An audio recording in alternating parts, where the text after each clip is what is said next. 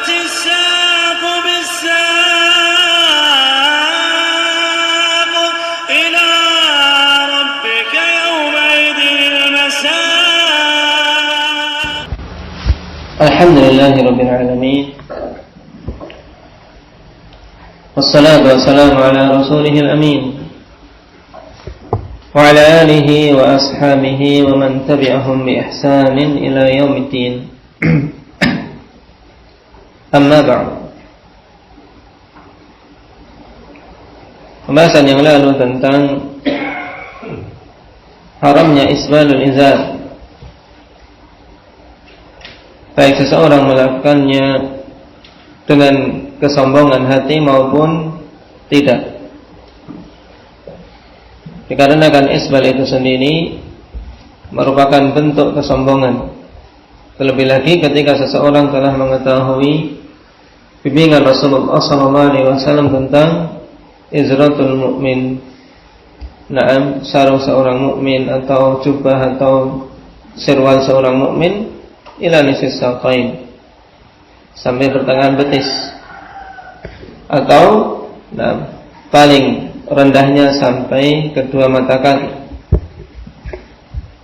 dan tidak diperbolehkan melebihi mata kakinya. Hadis-hadis dalam masalah ini ikhwanifillah telah kita bahas kemarin. Maka masing-masing hendaknya memiliki pegangan. Baik 3 hadis yang pendek, yang pokok dalam masalah ini, terutama hadis Abi Jurai Jabir bin Sulaim.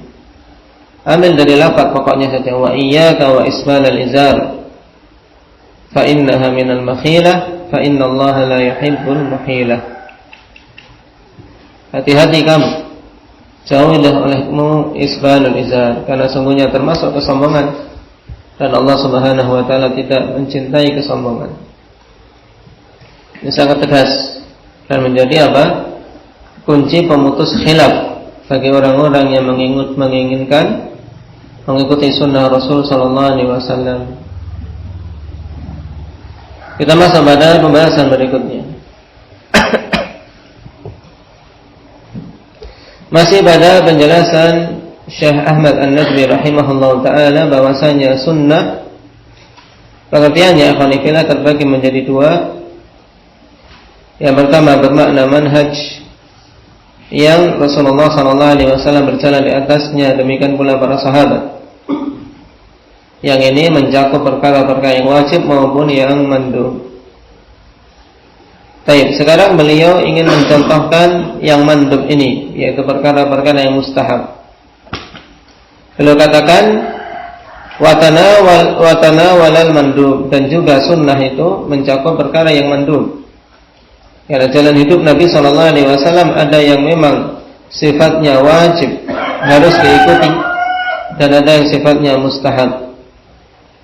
Al-mandub ay al-mustahab, kal i'ta'i bil yamini wal akhdhi biha, seperti memberi dengan tangan kanan dan mengambil dengan tangan kanan.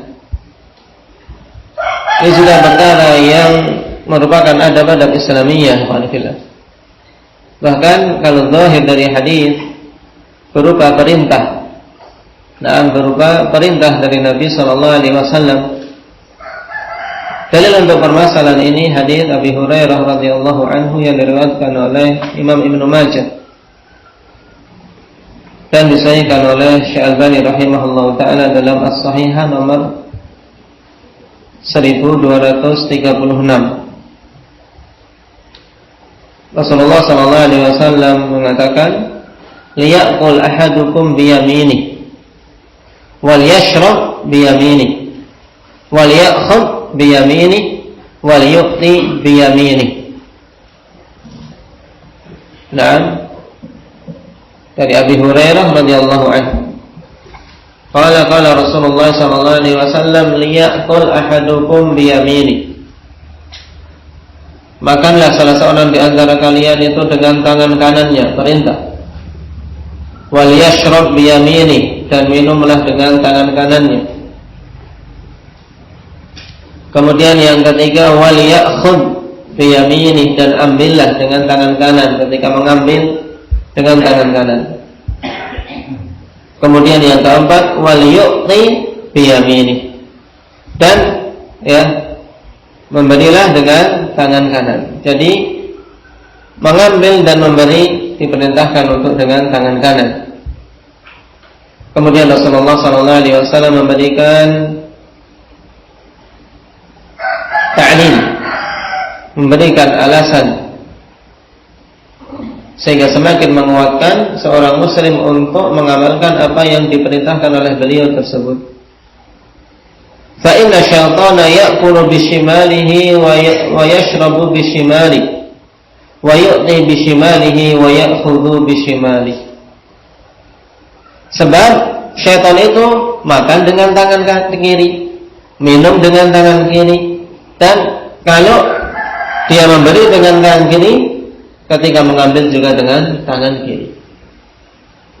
Hadis disahihkan oleh Syalbani alhamdulillah, dan padanya adab yang sangat bagus, dan banyak kaum muslimin mereka meremehkannya. Padahal ini perintah. Ini perintah, dan juga disebutkan alasannya. Diperintahkan perkara tersebut untuk kita menyelisih syaitan. Menyelisih syaitan yang merupakan musuh bebuyutan kita. Inna syaitana lakum aduwwun fattakhidhuhu aduwwa. Innama yad'u hizbahu liyakunu min ashabis sa'ir. Seorang saja akhwanifillah terkadang kalau diejek, tayyib, makan seperti kera, mau tidak ukasya. Apalagi kalau makan seperti syaitan, memberi seperti syaitan. Nah, orang yang makan dengan tangan kiri, minum dengan tangan kiri, memberi dengan tangan kiri, atau mengambil dengan tangan kiri, ini dia jatuh dalam tasyabbuh bisyaitan, menyerupai syaitan. Nah, dan juga datang dari riwayat Hafsah al-Qanifillah, dan penegasan bahwasanya Nabi SAW juga mencontohkan dengan perbuatan beliau. Dan ini berita dari istri beliau SAW. Karena Nabi SAW yaj'alu yaminahu li aklihi wa syurbi wa wudu'ihi wa thiyabi wa akhdhihi wa ata'i wa shimaluhu lima siwa dzalik. Adalah dulu Nabi SAW menjadikan tangan kanannya untuk makan dan minum, serta wudu dan pakaian, serta mengambil dan memberi. Nah, mengambil dan memberi. Sedangkan tangan kirinya untuk selain itu, pada perkara-perkara yang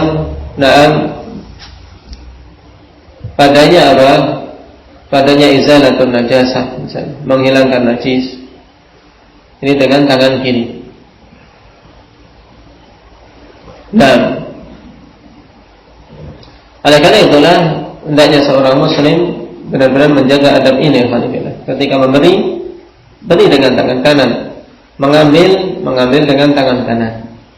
Nah, yaitu mengambil pemberian terutama. Ya, memberi dengan tangan kanan, ketika kita menerima, ya dengan tangan kanan, jangan dengan tangan kiri. Dan ini adab yang hendaknya diterapkan, ditanamkan sedini mungkin pada anak-anak kecil. Karena yang namanya anak-anak, ya terdidik dengan kebiasaan. Dan contoh pendidikan dari para salaf dalam masalah ini, ikhwanifillah, bahkan sampai pada orang-orang yang sudah dewasa. Sebagaimana yang diriwayatkan tentang Imamul A'immah. Siapa Imamul A'immah? Yang digelari dengan Imamul A'immah,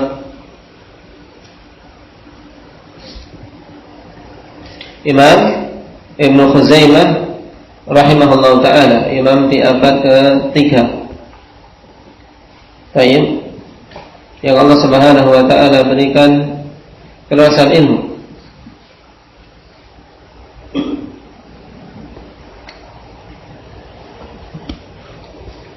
Dan diriwayatkan oleh Al-Hakim ikhwanillah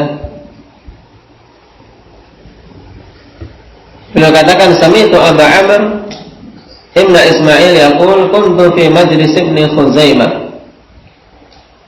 Abu Amr Ibn Ismail ketika menuntut ilmu di sisi Ibn Khuzaimah rahimahullahu ta'ala. Nah, beliau mengatakan kisah ini dulu apa ketika berada di majlis beliau, fastamaddani maddatan fanawaltuhu biyasari idh kanat yamini qad iswaddat minal kitabah.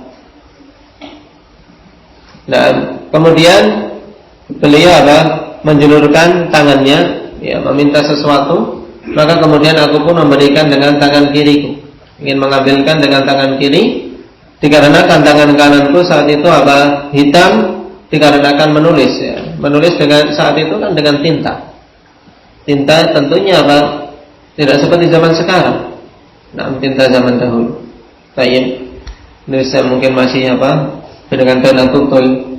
Sehingga ya, tangan ya, terkadang berlumuran dengan tinta hitam. Makanya ingin memberikan dengan tangan kanan, beliau enggan akhirnya dengan tangan kiri. Lihat, yang seperti ini akhwanillah dinukilkan oleh para talabah dari masyayikhnya, menunjukkan semangat mereka dalam mengambil adab, juga dalam menerapkan sunnah Rasul sallallahu alaihi wasallam. Beliau katakan falam ya'khudil qalam wa amsaka.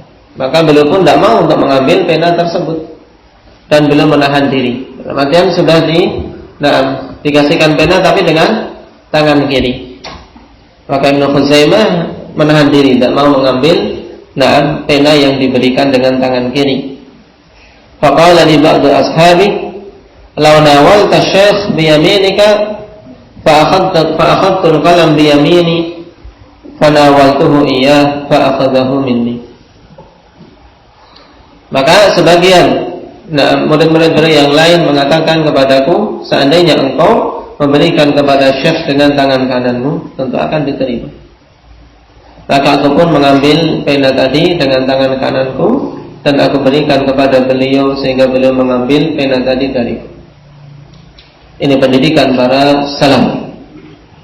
Para imam kita alhamdulillah pada perkara yang dianggap remeh seperti ini mereka terapkan kepada talabah yang kecil maupun yang besar. Nah, karena itulah apabila seseorang memberi dengan tangan kiri maka jangan diterima.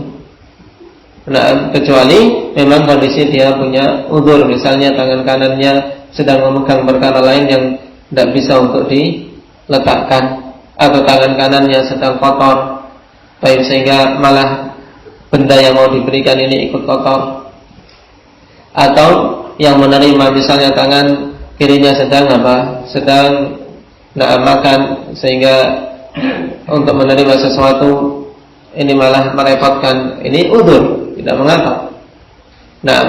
Keluar dari keumuman perkara-perkara tadi. Tapi kalau seorang tidak punya udzur, maka hendaknya menjaga adab tersebut, memberi dan menerima dengan tangan kanannya. Baik. Bahkan hendaknya kita tetap pada keadaan zahir hadis, alhamdulillah. Zahir hadis memberikan faedah bahwasanya itu perintah. Baik. Wal ya'khudh bi yaminihi wal yu'ti bi yaminihi. Mengambil dengan tangan kiri. Ya, ambillah dengan tangan kiri dan berilah dengan tangan Dengan tangan apa tadi? Bertangan untuk semua. Ambillah dengan tangan kanan dan berilah dengan tangan kanan. Ini perintah dan zahir perintah memberikan makna wajib. Dan tidak kita dapati ikhwanifillah sharif yang memalingkan dari zahir ini kecuali kaidah sebagian para ulama. Namun kaidah ini masih perlu dikritisi ikhwanifillah, bahwasanya bimbingan yang sifatnya adab itu dibawa kepada istihbab, yaitu perintah yang berhubungan dengan adab. Ini kan berhubungan dengan adab. Memberi dan menerima berhubungan dengan adab. Diperintahkan dengan tangan kanan.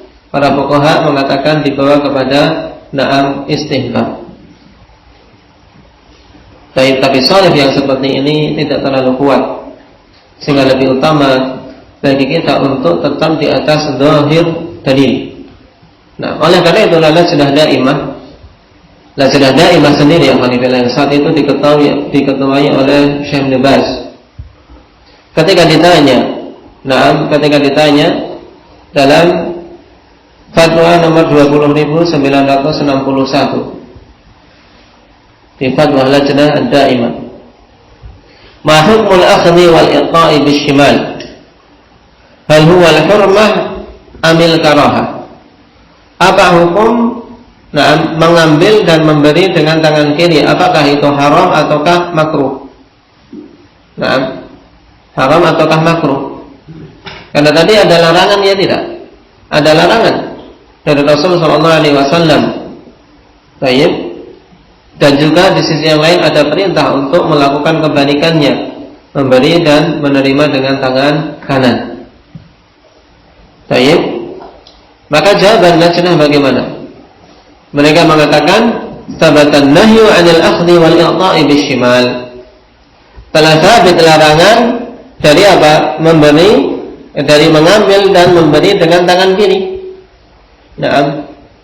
Telah sabit larangan mengambil dan memberi dengan tangan kiri. Kemudian mereka menyebutkan hadis Abi Hurairah yang tadi kita baca. Wan Abi Hurairah radhiyallahu anhu qala Nabi sallallahu alaihi wasallam liyaqul ahadukum bi yaminihi wal yashrab bi yaminihi wal yu'ti bi yaminihi wal ya'kul bi yaminihi. Fa inna syaitan ya'kulu bi shimalihi wa yashrabu bi shimalihi wa yu'ti bi shimalihi wa ya'khudhu bi shimalihi. Nah, baik, itu saja. Nah, menunjukkan mereka juga apa? Tidak merojihkan mana. Tapi mereka apa? Ini loh hadis, ada larangan, ya sudah. Yang namanya dilarang, ya kita harus tinggalkan. Sesuatu yang dilarang kita mengusahakan untuk meninggalkannya sejauh mungkin. Kecuali kalau seseorang sudah tidak mampu atau seseorang memiliki uzur. Dan zahir dari jawaban lajnah al-Khanifillah, mereka juga tidak merojihkan yang menyatakan hanya sekadar makruh. Tapi kembali kepada zahir, sabatan nahyu. Karena memang yang memalingkan dari hukum asal larangan al-Khanifillah, tidak kita dapati nas dalam masalah ini. Atau alasan yang kuat dari para fuqaha yang menyatakan sekedar istihbab.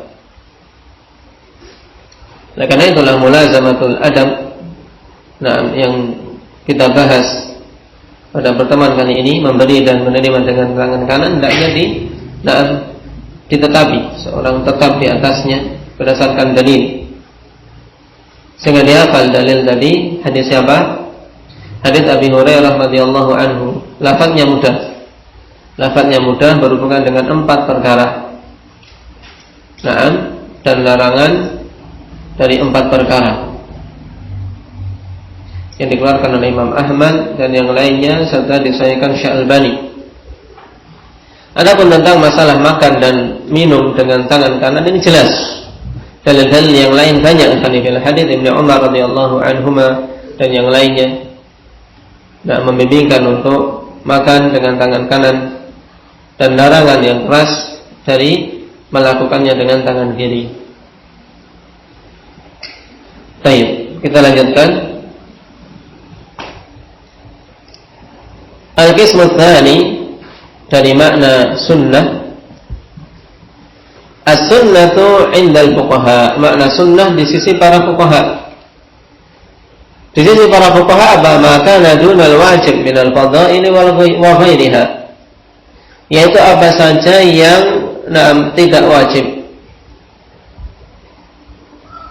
Hukumnya di bawah wajib. Diperintahkan tapi tidak mencapai derajat wajib. Inilah sunnah di sisi para fuqaha. Yang berupa amalan-amalan fadhail, amalan-amalan yang utama dan yang lainnya.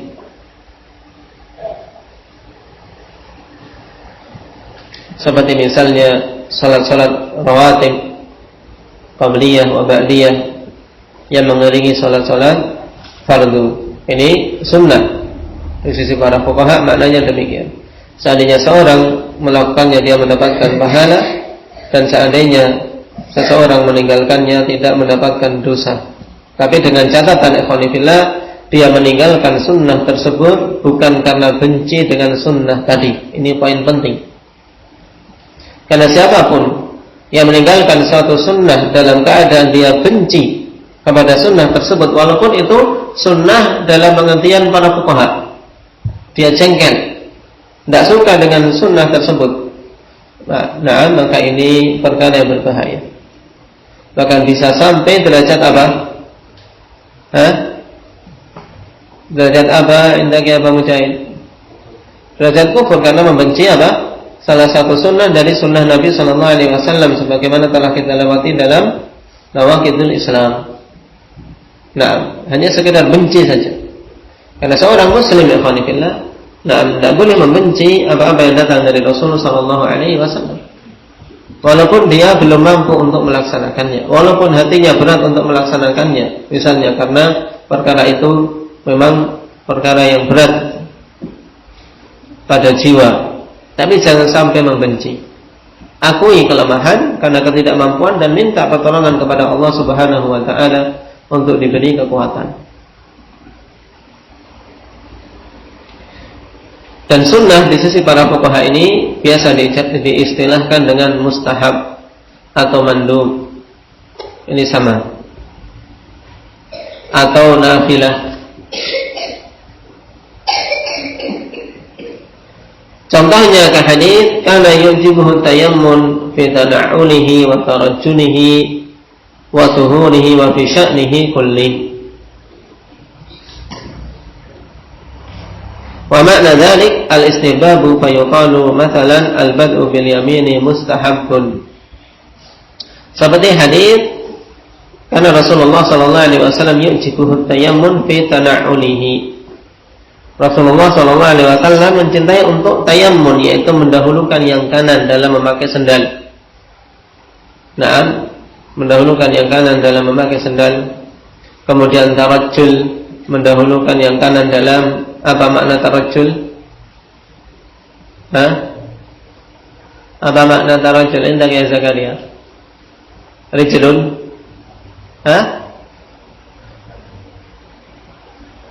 Apa? Tarajjul.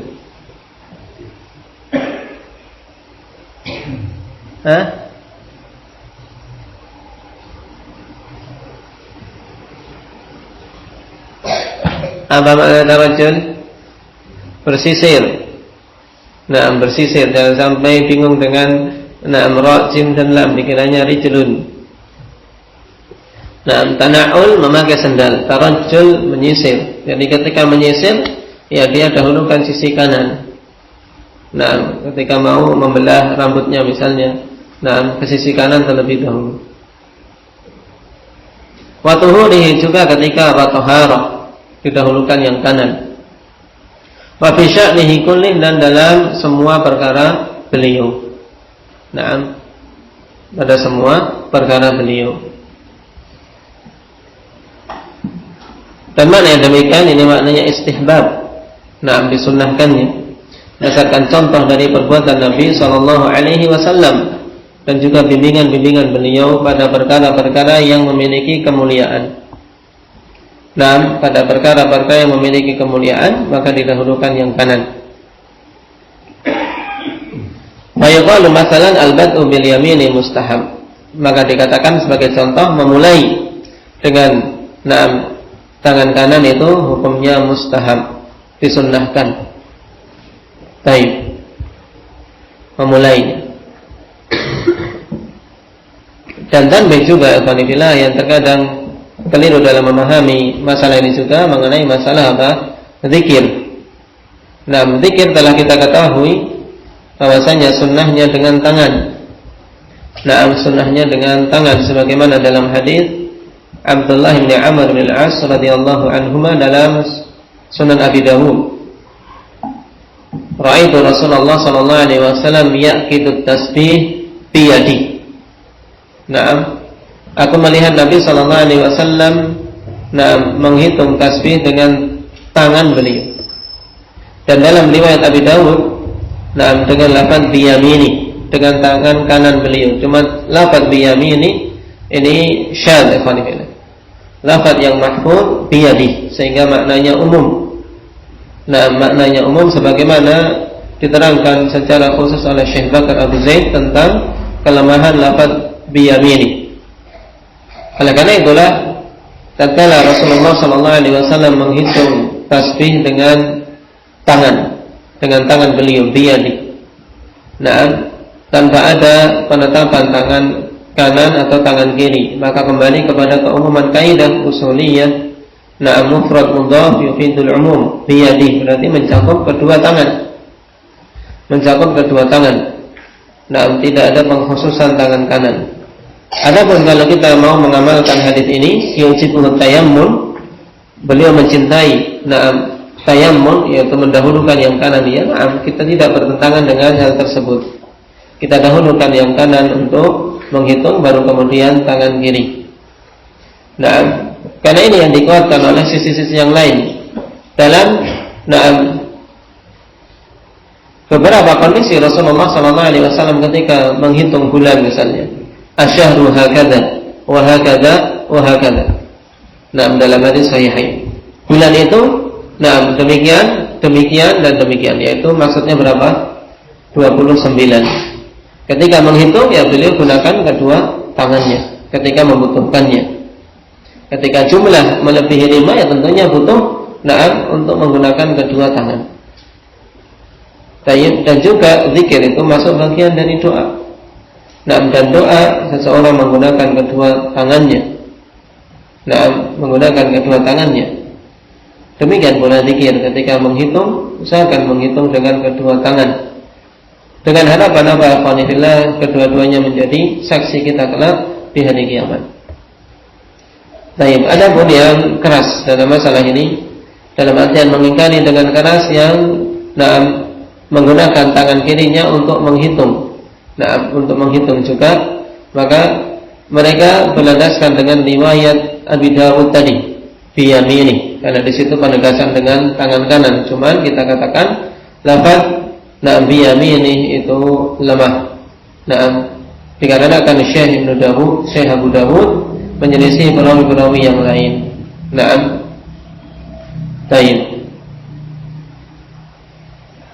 Ini sebagai contoh. Dan tayammun mengamalkan untuk mendahulukan yang kanan tetap bisa, yaitu kita dahulukan yang kanan dalam menghitung, kemudian baru yang kiri.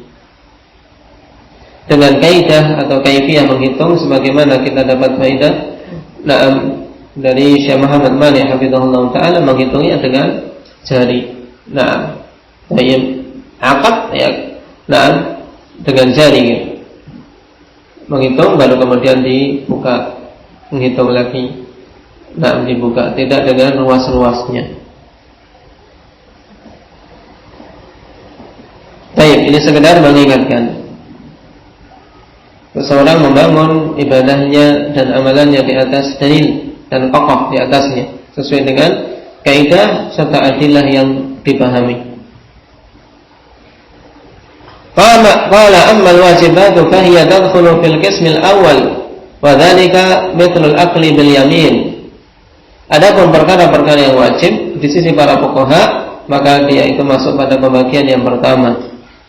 Bahwasanya sunnah yang dimaksudkan adalah jalan hidup Nabi, seperti makan dengan tangan kanan. Ya gulam, samillah wa qul bi yaminik, perintah untuk makan dengan tangan kanan. Baik. Qulu bil yamin, la ta'kulu bishimal fa inna syaitan ya'kulu bishimali. Wa ifa'ul lihyah, juga membiarkan jenggot, tidak memotongnya. Ini juga perkara yang wajib. Wa qasis syarib, dan juga memangkas atau memendekkan kumis, karena datang perintah dari Nabi sallallahu alaihi wasallam. Wa ma ila dzalika, dan contoh-contoh yang lain, dari perkara-perkara yang diperintahkan dan diwajibkan oleh Nabi sallallahu alaihi wasallam. Nah, ini penjelasan secara singkat ikhwanifillah tentang pengertian sunnah yang diinginkan. Sehingga hendaknya seseorang jeli dalam memperhatikan makna-makna yang diinginkan oleh seorang alim ketika menjelaskan atau menggunakan kata sunnah, atau ketika kita membaca dalam kitab, atau ketika berbicara dengan seseorang. Jangan sampai tercampur aduk sehingga akhirnya dia meletakkan hukum yang salah. Barakallahu fikum. Adapun setelahnya, dari adab seseorang muslim terhadap sunnah Nabi sallallahu alaihi wasallam yang berupa at-taslim, yaitu apa? Menerima dan menyerahkan perkaranya kepada bimbingan Nabi sallallahu alaihi wasallam, tidak memprotes. Ini adab yang insyaallah kita ambil pada pertemuan yang akan datang. Dan qul bi hadza subhanakallahumma wa bihamdika.